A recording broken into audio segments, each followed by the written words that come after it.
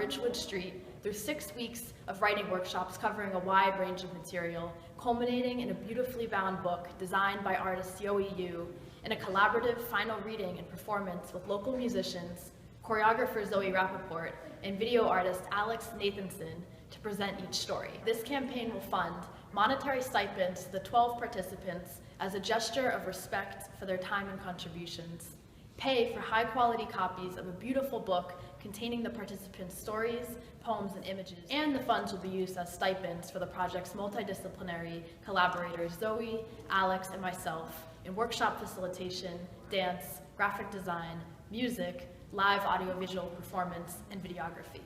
And now, please watch the following video to learn more about the Inside Norman Street project.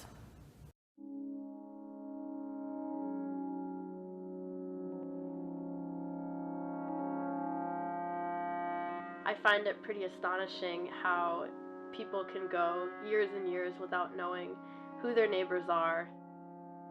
It can oftentimes take 10, 20, 30, 40 years to build. I had an idea to do a project with people who live in the same neighborhood as kind of a way to accelerate the process of building community. I ended up getting a group of people that was very international. Sahadev, John, Anthony, Lori, Tammy, Aaron, Cheryl, Vanessa, Anara, Aziz, Marta.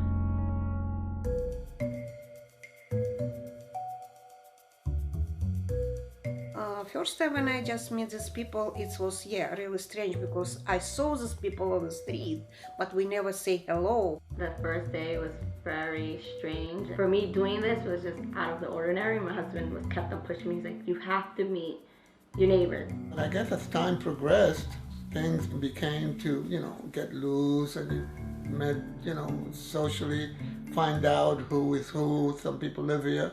I have a neighbor. We're all so different. The only thing that unites us is that we live on the street. In some ways, being strangers makes it easier, but everyone's very generous of themselves. They're very generous of themselves and of who they are and what they're doing, and they take risks. And they start talking about think what they interesting to everyone.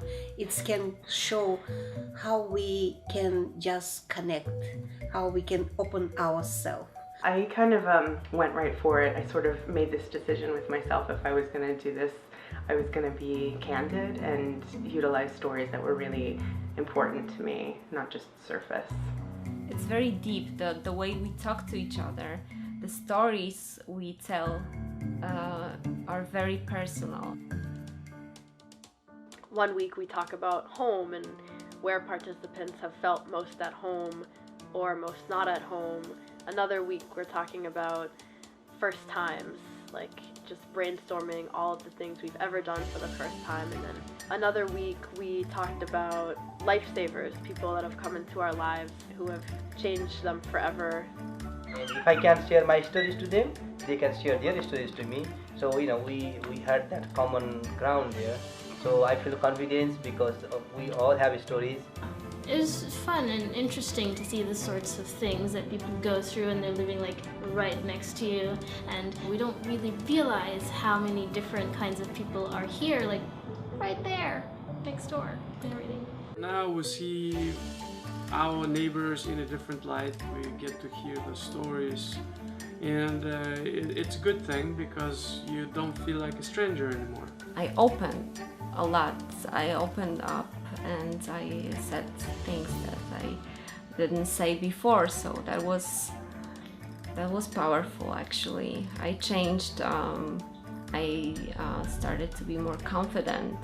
And I know people when I walk up and down the street in the morning saying hi to everybody I see in the group. It's like I feel like I've known them for years already. Just being in the group for a month or two.